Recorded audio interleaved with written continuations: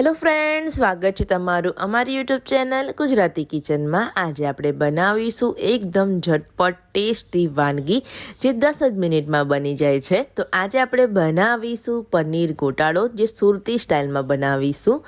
તો ચાલો આજની આ રેસીપી બનાવવાનું શરૂ કરીએ। એની સામગ્રી આ મુજબ રહેશે। પનીર ગોટાળો બનાવવા માટે સૌથી પહેલાં આપણનું મેઇન ઇન્ગ્રીડિયન્ટ જોશે પનીર। તો પનીર લઈ લીધું છે 200 ગ્રામ જેટલું, અને એકદમ ફ્રેશ પનીર લેવાનું છે। અને હવે આપણે છીની લેવાની છે। તો આ રીતે મોટા કાનાવાળી છીની લઈશું, જેથી પનીર એકદમ મોટું મોટું છીનાશે। તો અહીં આગળ તમે જોઈ શકો છો પનીરને સરખી રીતે છીની લેવાનું છે। તો અહીંયા આગળ હું બધું પનીર છીનીને તૈયાર કરી લઈશ। તો પનીર છીનાઈ ગયું છે। હવે આપણે એને સાઈડ ઉપર રાખીશું।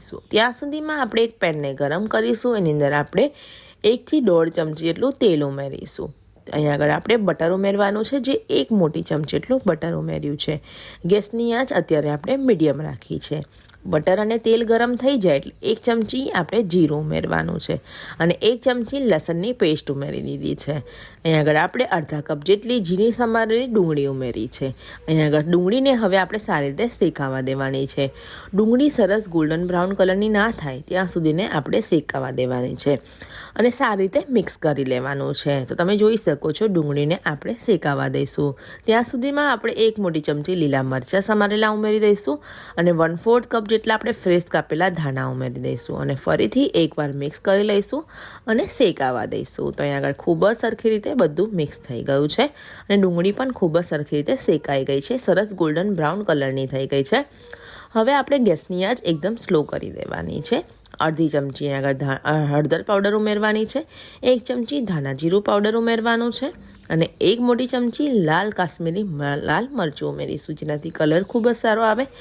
અને ગોટાળાને વધુ ટેસ્ટી બનાવવા માટે આપણે પાવભાજી મસાલો જે 1 મોટી ચમચી જેટલો ઉમેર્યો છે। મસાલા પડી ના જાય એટલે 1/4 કપ જેટલું પાણી ઉમેરી અને સારી રીતે મિક્સ કરવાનું છે।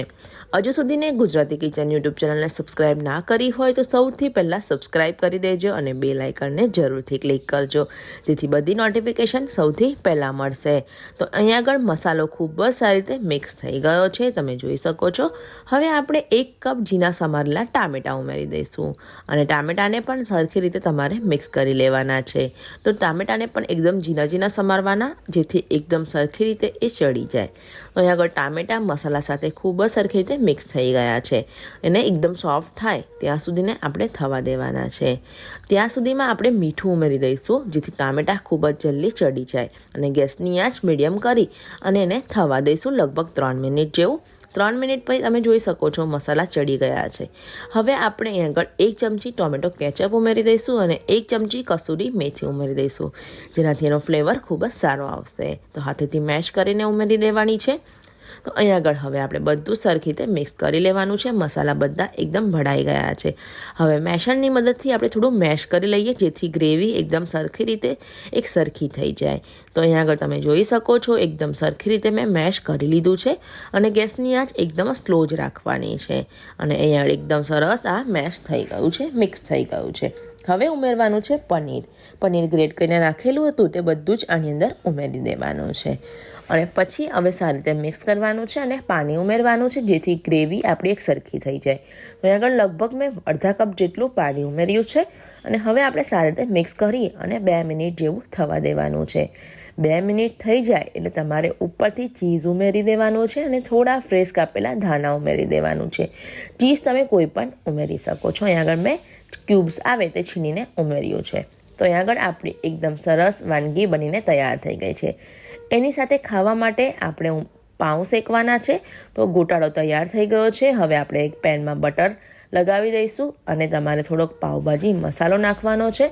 તો પાવભાજી મસાલો નાખવાથી પાઉં ખૂબ જ ટેસ્ટી લાગે છે। તો 1 ચમચી જેટલો પાવભાજી મસાલો નાખ્યો છે, થોડા કાપેલા ધાણા નાખી દઈશું, અને મિક્સ કરી અને પાઉંને સારી રીતે શેકી લઈશું। તમે પાઉંની જગ્યાએ બ્રેડનો ઉપયોગ કરી શકો છો। તો બસ 2 પાઉં લેવાના છે, અને સારી રીતે શેકી લેવાના છે।